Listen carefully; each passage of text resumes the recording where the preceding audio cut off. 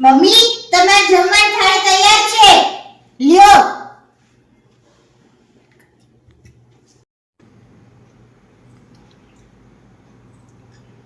કેવી દાળ બનાવી છે? મીઠું જ નથી દાળમાં તો. શાક કેટલું તીખું બનાવ્યું છે. રોટલીમાં ઘી જ નથી. થાળી પાછી લઈ જાય, મારે જમવું જ નથી. તમને કેમ આ રાતનું ભાવે જ છે? તમારે તો વાંધો વચમાં જ કાઢવા છે. બોલો ને મારે શું? હું તો બનાવી મૂકી દઈશ. હું સાસુ છું. ખાવું હોય તો ખાવ. ન ખાવું સાસુ તો કાંઈ છું. નહીં. સાંભળ.